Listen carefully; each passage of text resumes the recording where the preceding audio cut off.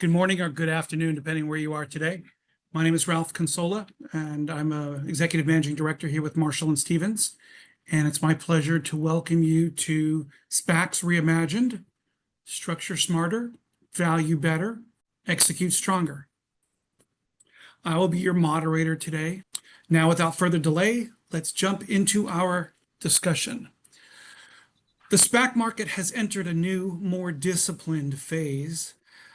Success today depends on credibility, regulatory compliance, and operational readiness, including strategic use of offshore jurisdictions like Cayman and British Virgin Islands. We're fortunate to have a distinguished group of presenters with us today. John D. Agliotti, Senior Managing Director with Marshall & Stevens. Jason Wainwright, Managing Director with Marshall & Stevens. George Weston, Partner, Harneys. James Kitching, Counsel at Harneys. And joining us for our fireside chat, Dr. Avi Katz of Gig Capital Global. A big thank you to you all for joining us today. Now let's get started. Our first presentation is from Harneys. George Weston, Partner, and James Kitching, Counsel, will walk us through the advantages of Cayman and BVI jurisdictions, covering corporate flexibility, tax neutrality, and how these structures support de-SPACs and cross-border M&A. George, James, the floor is yours. Thank you very much, Ralph. It's a genuine pleasure for us to be here. We start, I think, just very briefly introducing ourselves here. So I am a partner and the head of the global corporate team at Harneys. I've been involved in the SPAC space on and off for about 15 years. I'm obviously older than I look. No comments, please. I have been working on these deals from a BVI and Cayman Islands perspective since about 2020. Having previously done some around sort of 2010, where there was a brief rush of SPAC listings in London. I'll come on to sort of where Harneys fits in a moment, but I did also want to take a moment to introduce James. James is a very experienced counsel in our team. He's been working sidecar with me on SPAC since he joined Harneys in 2021. When I poached him from an onshore law firm, I didn't even tell him that this was what he was going to be spending the next couple of years of his life working on it, but he has embraced it with absolute glee. And we're really excited to talk with the Marshall & Stevens team and with Avi, who we are very pleased to have worked with on some of his recent deals as well. So I think it should be a fantastic webinar. If we could just pull up the next slide, I'll just do a very brief, slightly boring section on Harneys before we get to the meat of this. So we're a BVI law firm originally. Both James and I actually sit in the BVI. And if you're wondering what a couple of BVI guys have to say about SPACs when that's a Cayman thing, we'll come on to that in a few moments. But Harneys is now a global offshore law firm. Whilst the BVI is where we started out, we do all of the major offshore jurisdictions. Cayman, obviously, BVI, Bermuda, Anguilla, Cyprus, Luxembourg, and most recently, Jersey, which opened this year. So those are the jurisdictions that we practice, and we do that from a global network of more than a dozen offices on the principle that we try and do our work as close as possible to our clients. On the US listing side and the SPAC side, we have colleagues who are experienced in this space here in the BVI, in our Cayman office, in Dubai, in Hong Kong, in Shanghai, and in Singapore as well. So depending on where the sponsors are located, depending on where their onshore counsel are located, depending on what their language preferences or their cultural preferences are, we can help people wherever they are. We share collaboratively across those offices. We have, as a firm that is 65 years old this year, acted on equity capital markets transactions, all the world's major stock exchanges. We're always very happy to provide details of our credentials and our track record. As I say, the history of Smart Harneys in the SPAC space is quite interesting. It was pretty obvious to me, as someone who had a little bit of a background in the space, that we were missing a little bit of a trick around 2019, 2020, when suddenly SPACs were absolutely booming and a lot of people were using offshore vehicles to do them. Now, Harneys has actually been doing SPACs for 25 years, but there wasn't a single partner driving it. There wasn't as a single person doing it. And crucially, the center of gravity had moved in a big way from the BVI, where Harneys has historically been very strong and headquartered, in the direction of the Cayman Islands. And I persuaded some of the partners and the global firm to back me and a few others to really build out a SPAC practice group. So around 2020, we started to pick up more and more of these deals. I know some of the people that we've worked with are hopefully joining this webinar today.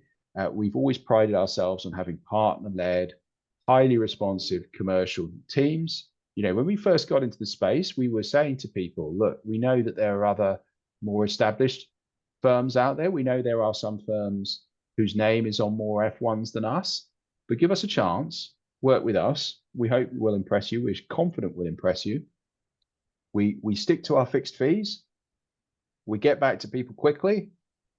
People seem to like working with us, and it has worked. You know, right now, I think James and I, between us, are probably working on more than 20 SPAC projects. It's been a really exciting project to be part of. You know, we're really great to see the markets returning to some form of normality around the SPAC space, and that's really what we try and do for our clients and how we try and run this practice. If we jump to the next slide, we'll get to some of the stuff about the deals and where we fit in.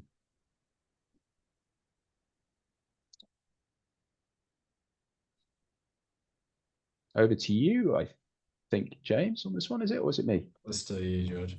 Yeah, it's still me. I'm sorry. Okay. So what has changed? What has changed since we started getting involved in the space? Well, in 2020, about a third of all SPAC incorporations were in the Cayman Islands.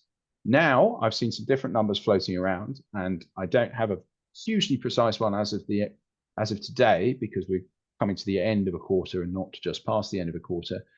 But something around 90 or 95% of SPACs are now being incorporated offshore.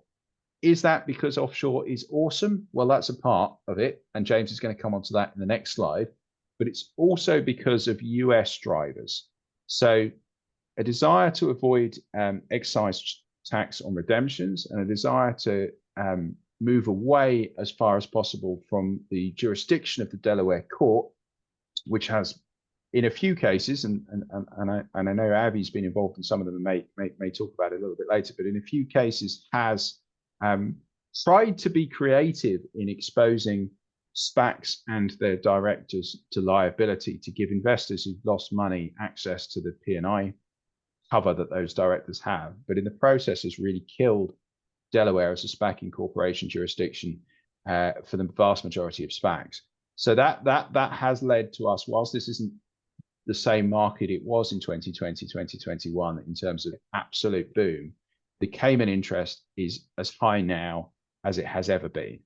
You know, SPAC, there is something in common between SPACs and the offshore model generally, because people who aren't in the space and don't understand it often assume it's inherently somehow suspicious or somehow different. The reality is that we are still seeing massive interest in the use of offshore vehicles for a wide variety of IPOs and listings, not just SPACs. We always welcome ways to refine the model. We're never opposed to regulatory scrutiny and finding a way to make it more robust and protective for both investors and sponsors. And it's worth noting that, and this was a BVI thing originally, actually, that later kind of was copied a little bit by the Cayman Islands. But although both the BVI and Cayman are English common law jurisdictions, when they sat down in 1984 and created the BVI's International Business Companies Act, which was the first ever corporate law statute specifically aimed at the offshore market, they took Delaware as a model and took bits of the Delaware code and transplanted them into BVI law, later copied into Cayman law. And so those US lawyers who work with Cayman and BVI a lot will often find that actually it's almost second nature in many areas. Of course, the US as well has that common law history. The way in which we approach questions, the way in which a Cayman Islands court or a BVI court approach questions are in many cases quite aligned with the way in which US lawyers would think about the cases, albeit it's a much, much harder place to bring claims against directors or against sponsors, because we don't have the same automatic right to bring derivative claims. Derivative claims must be brought with the consent of the court, because the courts are very respectful of a business judgment principle and trusting the directors where they've picked between a range of commercially reasonable outcomes. And finally, it's an environment in which class action suits are very, very difficult, if not impossible. So I think with that note, unless James, you have anything else you want to add on that? No, I'll jump in because I'm very, very wary of time. So just very quickly to talk about the kind of offshore advantage, as we call it. As George has touched upon, it's a favourable legal and regulatory environment. We're built around business. In the BVI, I think something like 70% of income comes from financial services. And it's not dissimilar in Cayman. So at the end of the day, these are two jurisdictions that are built around being business friendly and making it as easy to operate as possible. And you see that in the sort of push towards the Mem and Arts being the leading documents. It's, how do you want to structure this? We can make that happen. And tied to that becomes a well-established professional services sector. You need the businesses that can support the lifeblood of these jurisdictions. And so, as George says, we're in the BVI, and that's where we were sort of founded. But with both that office and our Cayman office, when I turn the camera on to speak to people, they're surprised about how professional our offices look, rather than a sort of shack on the beach. But we'll rival any law firm in London in terms of our professionality and what we can deliver, and so do the other outfits out here. Flexibility and structuring, we have things like mergers and continuations out, which you won't find in the UK, but you will find in the US, again, because of a desire to provide what's needed when you're doing M&A. Sorry, my alarm's now going. There we go. Then You got 2 minutes. Yeah, cheers. Thank you, Ralph. We're tax neutral, everybody knows. Leaders in digital assets, very quick jump on that. The other side of my practice is actually digital assets, and it's nice seeing the SPAC and digital asset sectors coming together now with the token treasuries. Cayman, the offshore home for funds and public companies, but BVI is definitely an alternative there. And I very quickly set out the BVI benefits that you see: no share capital, no special resolutions, no unanimous resolutions. So, we do work on public companies in the BVI, even though Cayman has had the lion's share, and there are very good reasons to think about it as another option if you're ever doing so. Next slide. I'll just come in really quickly on that BVI Cayman thing. I mean, look, I'm actually the chairman of BVI Finance. I wear a pretty high BVI sales hat. The reality is, in the equity capital markets, you largely want to do what the last deal did. You want to keep it simple. Cayman is the answer. We're not trying to change that dynamic. We're very happy with that as a firm, as a team, no problems there.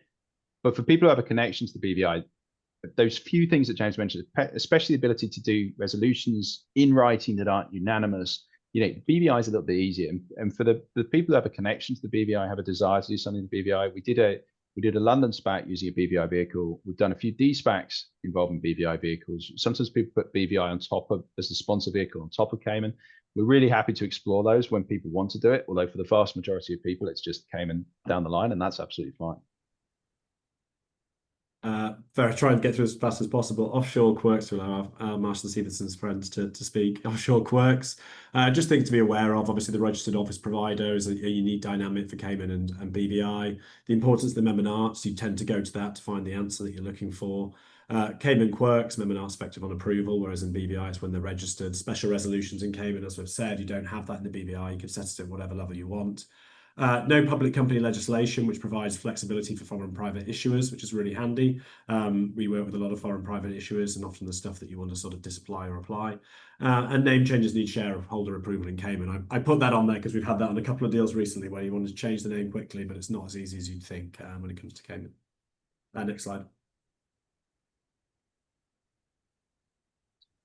So what do we do? So as offshore lawyers, we are really there to support the sponsor and the sponsor's counsel. We deliver the opinions that you need to give the SEC, the transfer agent, anyone else that needs to get an opinion on the deal. We will help make sure that every statement that summarizes Cayman law in the prospectus is nailed on correct. We have people who want different approaches from us. We have people who just want sign off from us. We have people who want us to be involved in the deal structuring. And we have people who want us to be on every call. Typically on the de-SPAC, we're often a bit more involved. The SPAC sort of runway is so well established now that people really know what they're doing. There's so many great precedents out there. We do, as I mentioned at the start, we do fixed fees. We stick to fixed fees. That's a really important thing. And then on the business combination, that tends to be on the clock. We try to have the same team work with people all the way through a project, barring personal leave and absences. The associates, the partners that you work with are the same people throughout. We don't do the bait and switch that some of our other firms have been accused of.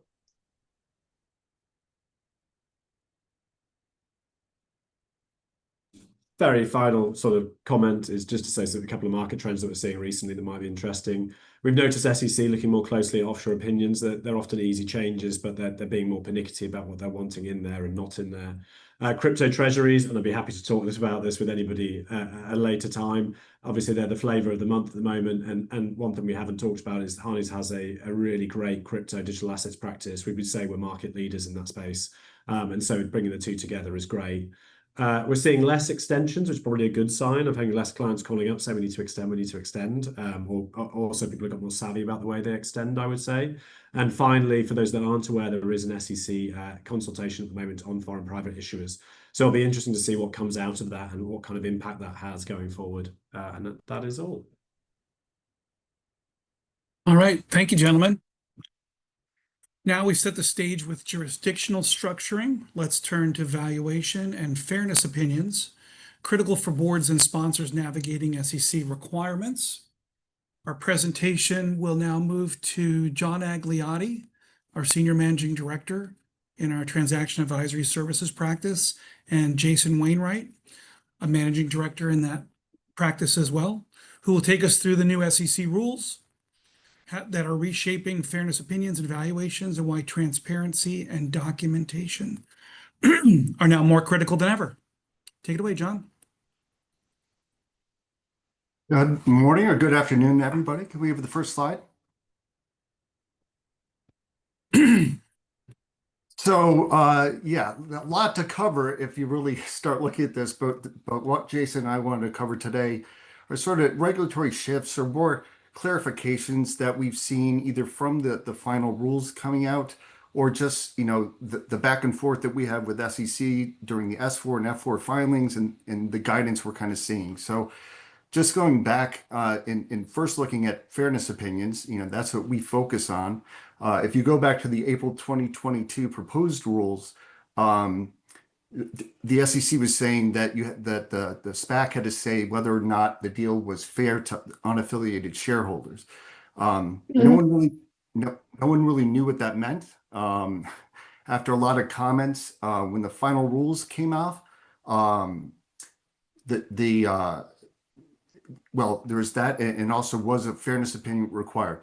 The proposed rules never said a fairness opinion was required, but the fact that you had to state whether the deal was fair or not, you had to state the basis for that. So that's when fairness opinions started to also come into flavor. On the final rules, they backed off that requirement that it had to be fair to the unaffiliated shareholders, and they kind of punted it to say, well, whatever your jurisdiction requires, if you're Delaware, if you're Cayman, that's what you have to do. If it states that you have to state the deal's fair, then that's what you have to do. Delaware requires that. My understanding is Cayman does not, but I'd leave that up to the attorneys. I think there's other things in the Cayman law that fairness opinions are a good idea. We still think it's a good practice there, obviously. But it's still the SEC has said you do not need a fairness opinion necessarily. It's up to you.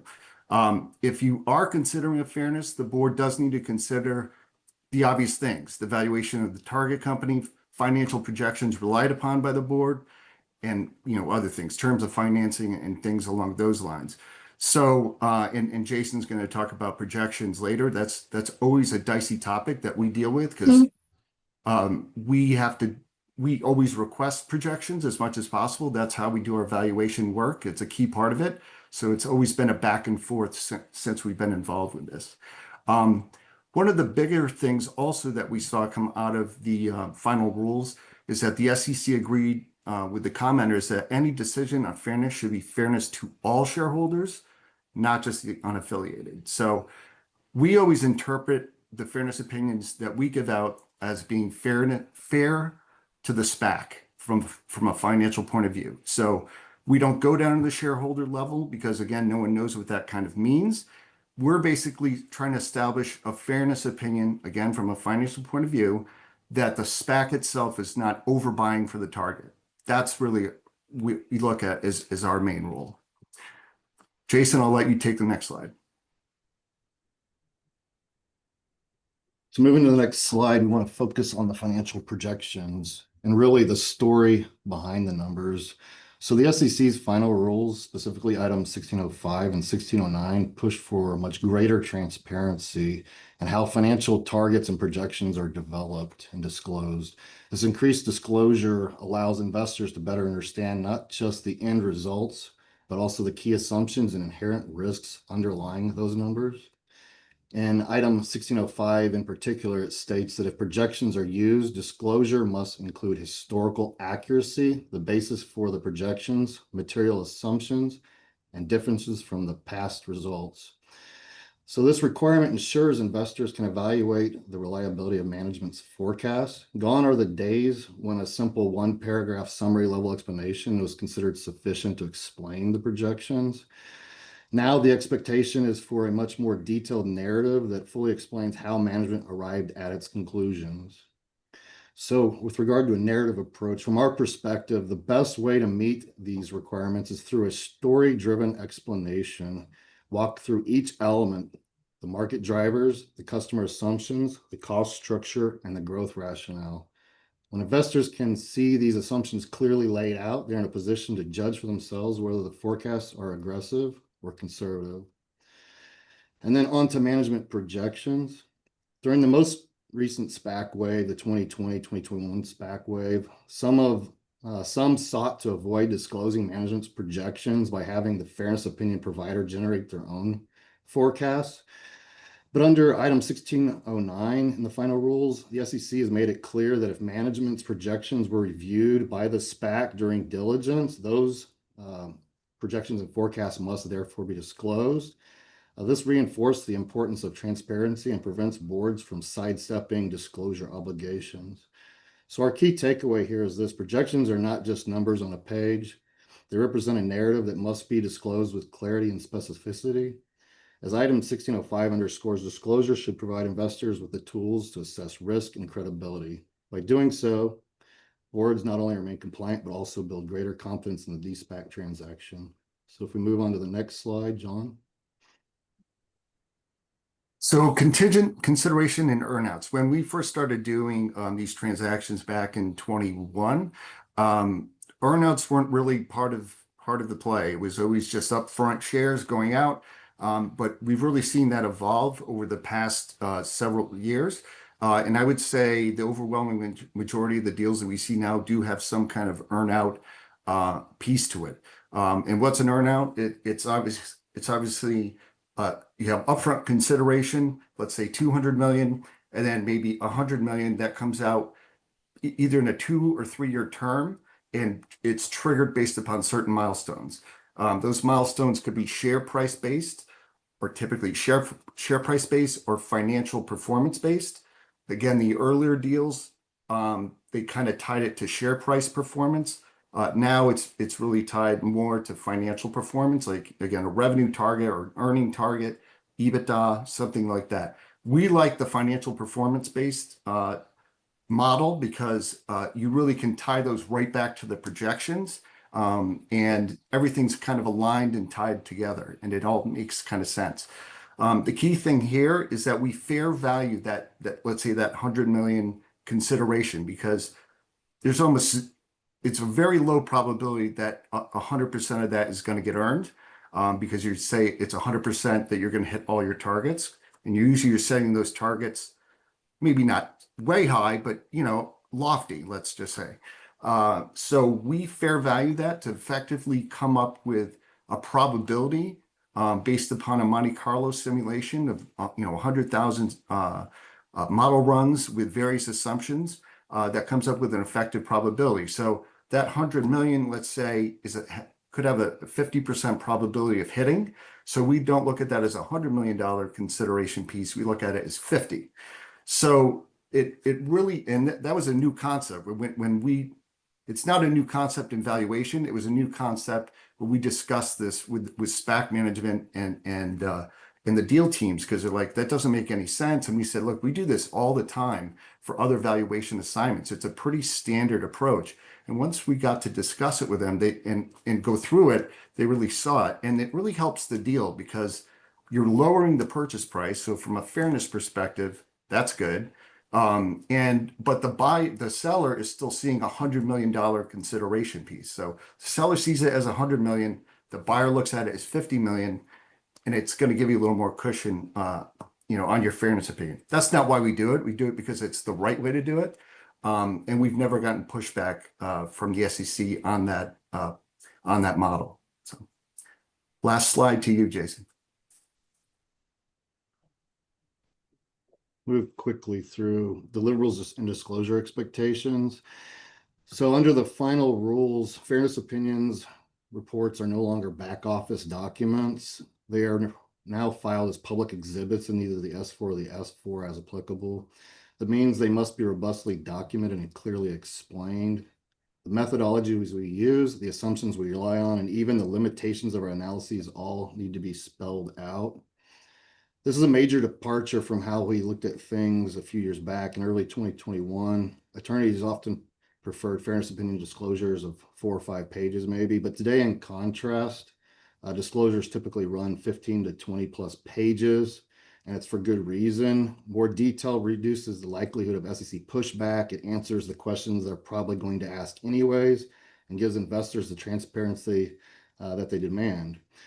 Practically speaking, that means every assumption, whether it's a discount rate, a set of public comparables, or a scenario model, has to be defensible. Boards and auditors should anticipate that this process will take more time and require greater coordination among valuation experts, counsel, and management teams. It's no longer enough to simply provide a conclusion. We have to show our work along the way so we can withstand the increased scrutiny. So the key message here is that thorough documentation and transparency are no longer optional. They are essential and required. Detailed reporting protects the SPAC, the board, and ultimately the shareholders by demonstrating that the valuation of fairness conclusion were well supported and carefully considered. All right, gentlemen, thank you. I know for both Harneys and for Marshall and Stevens, we could go into a lot more detail on some of the intricacies and the updates in this arena, but we want to turn our focus now to our special guest, Dr. Avi Katz. Dr. Katz is the executive chairman and founder of Gig Capital Global. He's led multiple successful de-SPAC transactions, shaping a sponsor-led model that balances financial rigor with long-term mentorship. Before I hand this over to John and George to pose questions to Dr. Katz, we want to say congratulations. We noticed that you just recently did a de-SPAC transaction for Gig Capital 7 with Hadron Energy, an emerging nuclear energy company, advancing innovative light water micro-modular reactors. So congratulations once again. I know Gig Capital 8 is out there as well, and I expect you'll go on from there. But Avi, John, and George, go right ahead. Thank you, Ralph. And Avi, thank you for joining us today. And again, my congratulations as well. It's a pleasure to have you here as well. And just hearing your insight. I mean, you've been involved in multiple SPAC transactions as an understatement here, going back, I believe, 2 decades, if I recall correctly. So you have a lot of views here on where we started in this SPAC market to where we are today. How has the SPAC market landscape really evolved, and what have been some of the biggest surprises to you, both positive and negative? That's a big question, I realize, but Good morning, and first of all, thank you so much, all of you, for inviting me to participate today with the Marshall Stevens Group, Harneys, all great partners for so many years. John, pleasure to be here, and Ralph, thanks for such a kind introduction. Indeed, we announced yesterday the BCA with Hadron Energy, lead mobile nuclear reactor for future energy generation. It was announced in $1.2 billion valuation, and you can all see it in the 8Ks of yesterday. We are also in the process of finalizing the IPO for gig number 8 with the S1 that was filed openly with SEC a few weeks ago and expected to be effective very, very shortly. Nice to be here. And as you said, John, I've seen the SPAC for many years, but I mean, I think most important for me when we talk about SPAC is to emphasize that I'm coming to the world of SPAC through 35 years of operation experience. Since I got my PhD in physics in 1988 in Israel, I moved to the United States, and 35 years of running companies, both private and public. I think the only benefit of getting older and getting the gray hair that you've seen it so many times, and I think that what we've seen in the last few years in the SPAC, John, is deja vu of the rise and fall of the VC industry during the dot-com era in the late 90s, beginning 2000. I think that the good nature of the Wall Street is that when there is an opportunity, growing opportunity for capital raise, capital and money making, this sector attracts a lot of attention, and people are coming very sophisticatedly to try to see how to work in this industry. So we've seen it again, as I said, 30 years ago, 25 years ago. We've seen it since 2021. The rise and fall of the SPAC industry, which is coming back now. And to be honest, I think it's all natural. And nothing here is surprising. If you take a holistic view on it as an operator, basically SPAC is a very sophisticated operational vehicle that provide an alternative to fundraising in late-stage private companies, in going into public companies.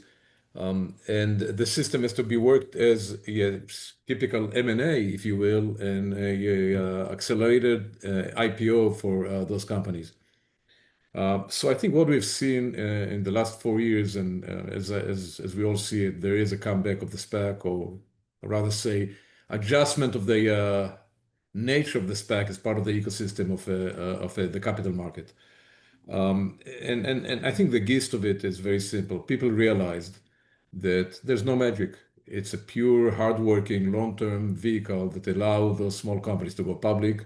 And in order to be successful, whoever is involved in it, this whole ecosystem that is involved in this IPO of those companies, vis-a-vis S4, because SPAC realistically is only S4, it's a pure S4 process. This whole ecosystem has to be a long-term committed ecosystem. It's not a fly-by-night. You cannot come in and out just for the sake of making money in the de-SPAC process, because like any other early-stage public companies, this entity, successful as it is, requires a lot of nurturing, a lot of mentoring, a lot of follow-up and hand-holding for the first 3, 4, 5 years. And this is really, I think, John, the biggest change between now and 4 years ago.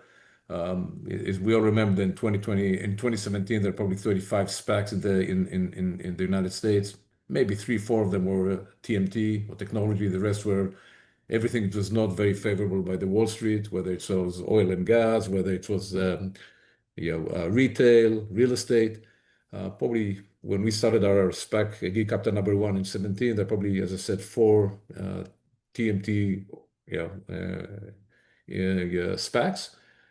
We saw the numbers go to more of 700 in 2021, and then it declined. I'm not, safe harbor. I think today there's around 250 SPACs operated, and I think a lot of them are coming to basically to end of the tenor by the end of this year.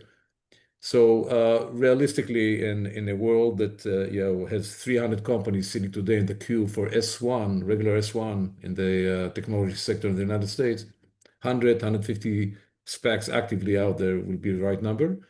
And I always think about it, just to wrap up this section of the discussion. I always think about it as a teamwork of the ecosystem that comprises a lot of moving parts.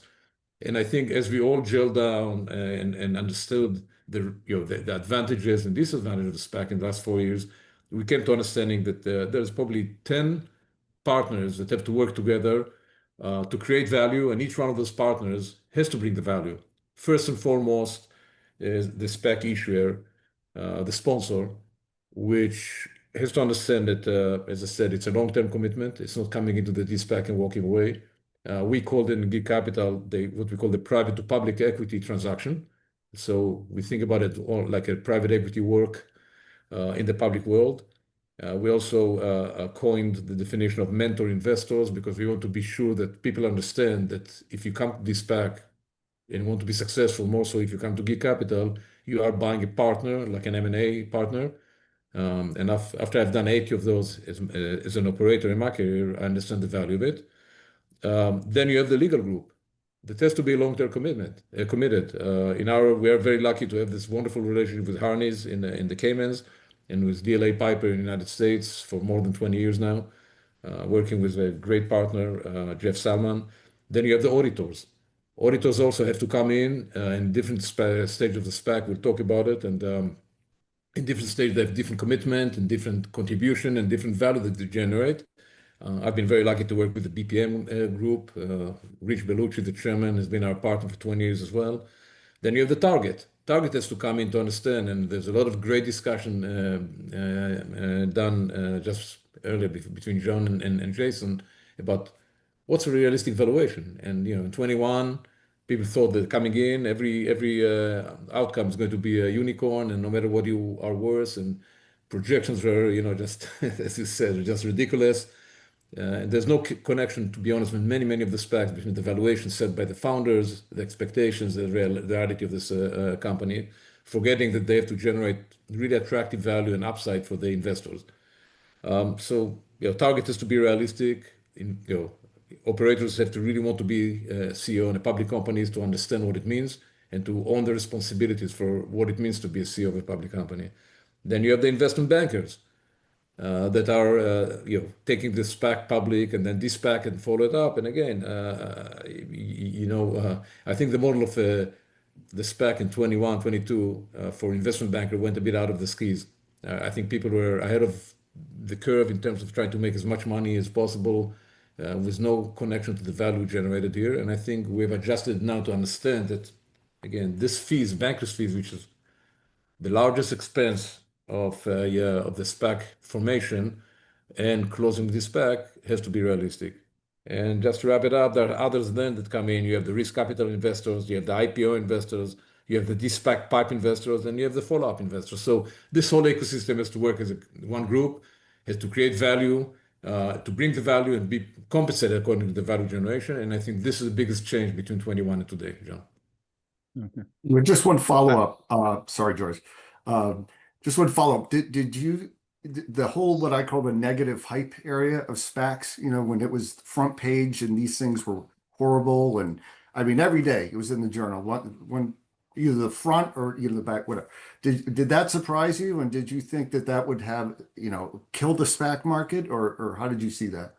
No, I think it's like listen, again, it's a national progression of any upcoming model, financial model, or any other operational model. I was not surprised at all. I knew.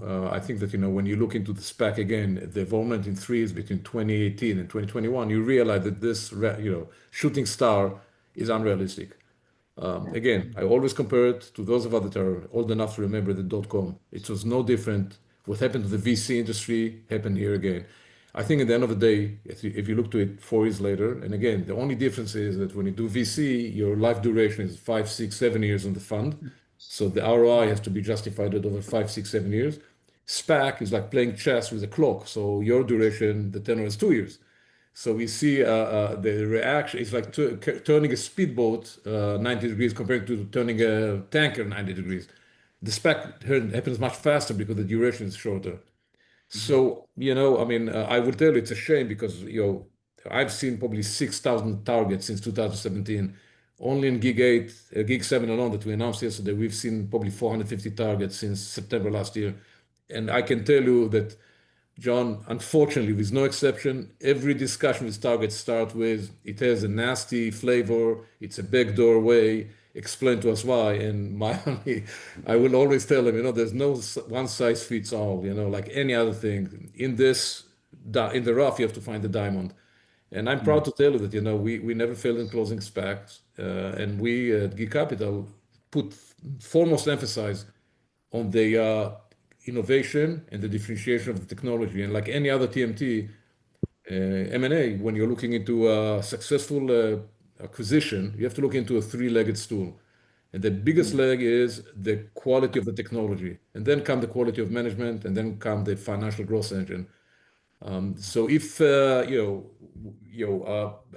is what it is. You have to, if you're living in a neighborhood that has a lot of bullies, you have to explain why you're not a bully. And if you're living in a place that, that you want to shine and be successful, you have to be able to take it and explain and justify to people why their perceptions are to some extent correct, but why you think about it differently. So I think we all have to deal with this. I think that in the end of the day, if you all look into it as if, only legitimate way, honestly, to a micro cap or small cap or mid cap company to go public today in this market, when you're not hitting $200, $300, $400 million revenue annually, or even more so if you have some advanced technology that requires 3 or 4 or 5 more years to really move yourself from the innovation for inception point through the foothills.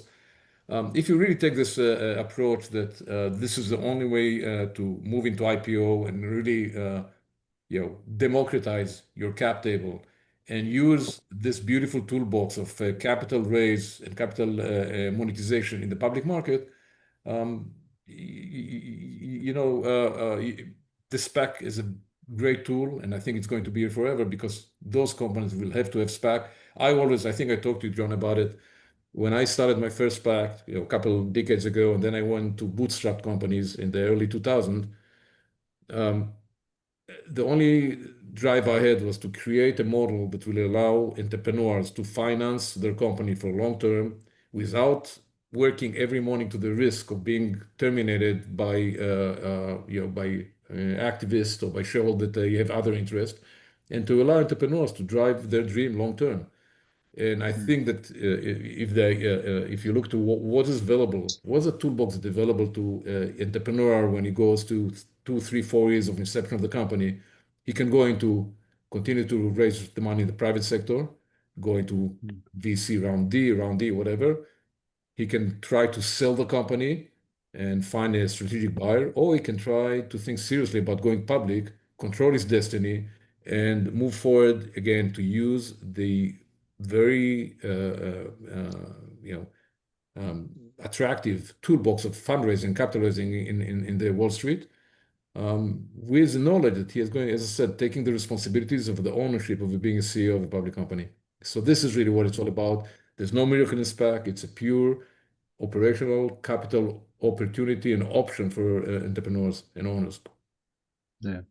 Abby, that leads me really nicely to what I was going to ask you about, which was your target selection approach, how you evaluate founders, how you decide who's ready to take a company public, and what kind of personality traits do you look for in those individuals?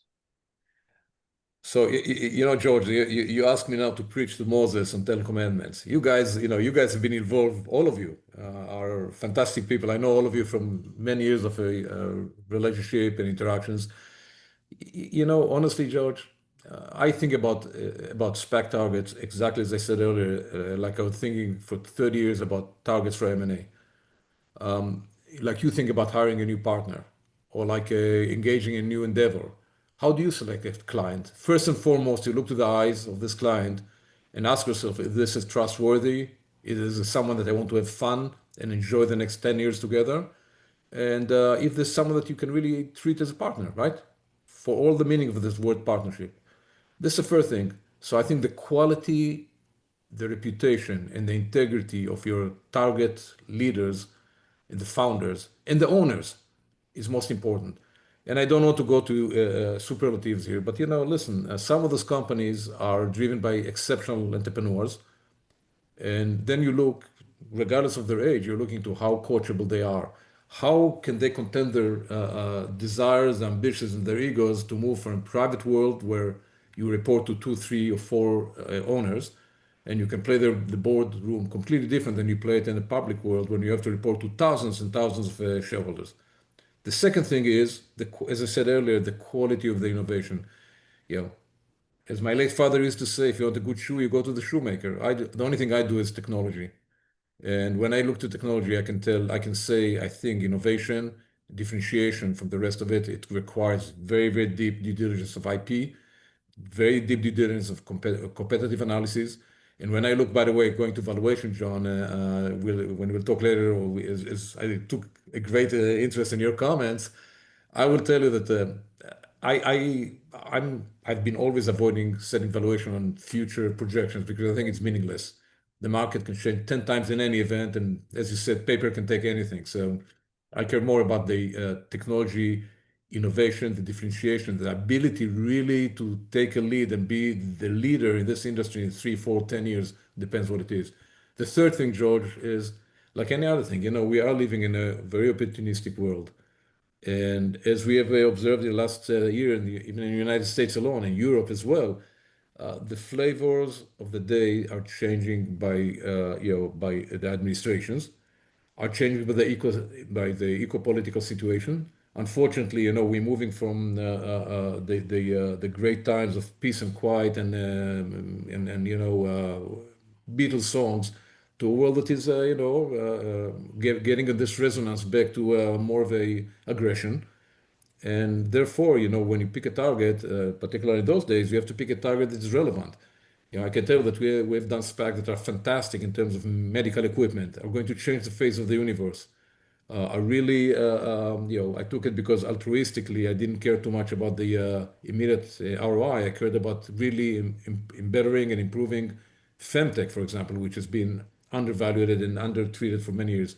It's a long-term journey. It's much harder than financing and capitalizing on aerospace and defense or nuclear energy or quantum encryption technology and so on.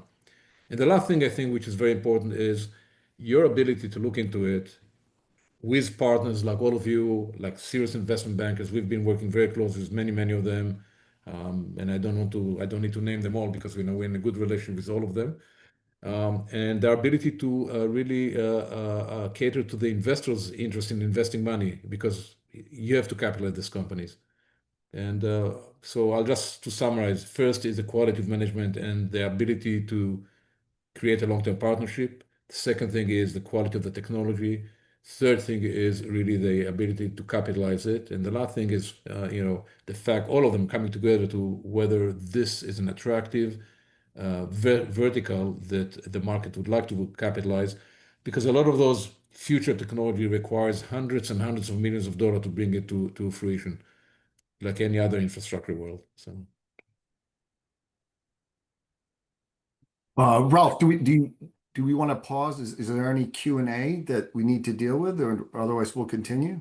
I'm not seeing anything. I'd like you guys to continue right now. Okay, George, do you want to ask two? I'll let you ask another one if you want. Thank you, John. That's very kind of you. I think, Avi, what would be quite interesting to hear from you is what's the most creative, I guess I'll start with what's the most unusual problem that you've kind of come across in your years of doing this? And can you share maybe a creative solution or how from this kind of ecosystem of people around you, that solution kind of emerged? I think that would be quite interesting. You're putting me on the spot, George. It's sort of an unfair question. It's like asking who's your favorite son, Well, here's what I want to tell you. As I told you, Geek Capital as a group that is, I put it together after we sold our last company. So all, to some extent, increasing the average age of the operators in the market. So I have to apologize for this maybe. But, we always take it from the point of view of, again, having fun and work those deals as a long-term operators, not as a short-term gain makers. Right. So we're long-term holders of our shares. Every SPAC I come in, we own majority of the SPAC and the founder shares. This is how I structure it. It's a privilege after you do so many SPACs, and I think we are in the top 5 reissued SPACs in the country today. And I will brag and say that probably the only one that does not have a sugar daddy behind him, whether it's one of the large private equities or industrial institutional partner. But nevertheless, I think we are good partners with many of you and many others, and we really take care of the money. And I'll give you one example. So just to wrap it up in this way, since I'm taking a lot of fun, we're all having fun doing those deals, and we see it as basically as a S4 M&A. We go back to our roots as an operators. And one of the advantages of SPAC, some of you probably appreciate it, this mechanism allows you to put together as many companies as you want in the de-SPAC. So if you're really, really eager to use a SPAC vehicle to roll up right away a bunch of companies and really to try to create critical mass from technology point of view, from revenue, go to market, globalization, whatever it is, it's a great tool. You just have to have patience to understand it's going to be more expensive because every time you add one more company, it's adding one more due diligence and lawyers' fees and operators and bandwidth, what have you. So I will tell you, like any other portfolio, nature of it is that some of them are fantastic, some of them are not as great, right? I put together a SPAC trying to really drive altruism 6 years ago, or 5 years ago, of digital healthcare.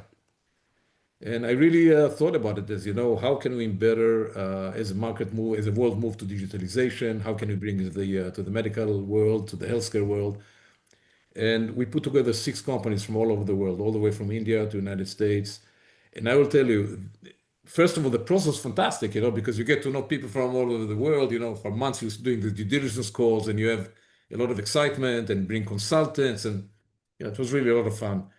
But obviously, the more complex it is, the more things are hidden and more skeletons are in the closet you cannot discover. And then, reality hits you. You're done with this, and then you have to deal with 6 companies that I put together, 6 groups of egos, different cultures, different orientation, different legal jurisdiction situations. And this is the reason I bring it up, this company is called Apple Holding. The bottom of it, we had to liquidate it. We went through a lot of legal processes, all the way to the ICCs and other jurisdictions. We have to liquidate it. We went to reorganization of Chapter 11 and liquidating in the ordinary fashion in front of the Delaware court. So we can talk more about Delaware if you want versus Cayman. We learned a lot out there. It was the opportunity of a geek like myself with a physics PhD to learn about the law. I think I got a informal law degree, global law degree in the last 5 years. But the reason I thought it was such an interesting George, is because this taught me this really humbled me, because it taught me in a very clear manner why this global ecosystem partnership that I mentioned earlier is so critical for success. We had at some point involvement of, I would say, 6 debitors and 6 creditors and lawsuits all over the globe with, I remember the one session in the settlement, I think we had I don't know, 35 lawyers in the room, maybe 40 lawyers. I don't know how many firms are there. But then I learned that, if you really think that you can be managing by intimidation those SPACs and really just take care of your short-term gain and personal drive, you're going to lose. And it really created an opportunity for me to close my relationship with a bunch of, really good number of lawyers, great investors and creditors. All of them trusted us for what we've been doing. And actually, we never nominated a trustee, for example, that asked us to operate in this fashion. And I thought it was fun all along because, together, this wisdom of so many people, that all of them are smart and creative, allow us to resolve these solutions in a win-win situation, in a way that really brought peace to the under the tent, get the money they invested in, and just move on. So I think the takeaway is whatever you do in a SPAC, remember it's not a one-man show. It cannot be a one-deal show. It's a long-term that comprises a lot of people in it.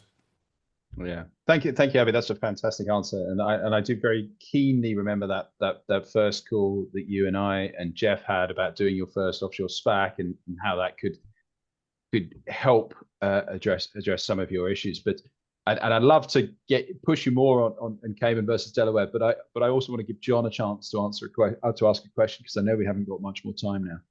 But I'll tell you, just before John go back, Delaware versus Cayman. Listen, I think every one of these jurisdictions has great advantages and places to improve, and and opportunities to improve.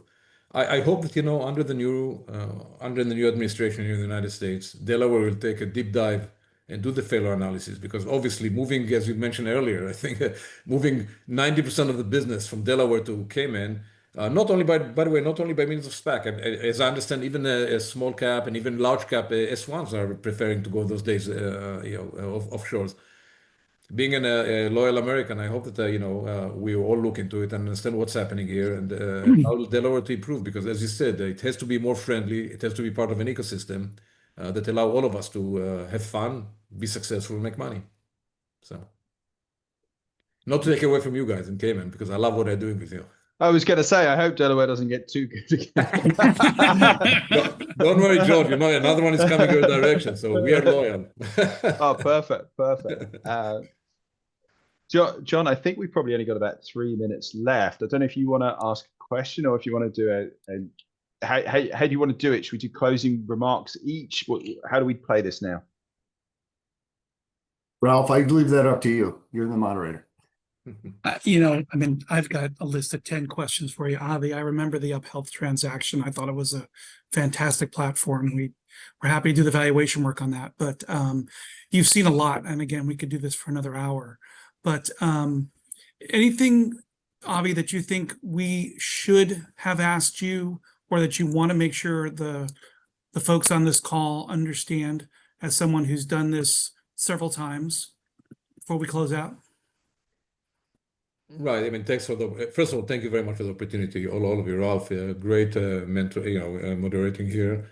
I learned a lot as usual, and I'm hoping that we'll be able to meet more and more and talk more about it. My only one message, I think, is to all of us and to everyone that is listening: entrepreneurs, owners of companies have to remember that this is one of the better flexible, and this means SPAC is one of the better and flexible models to create value, to create technology value, global value, financial value.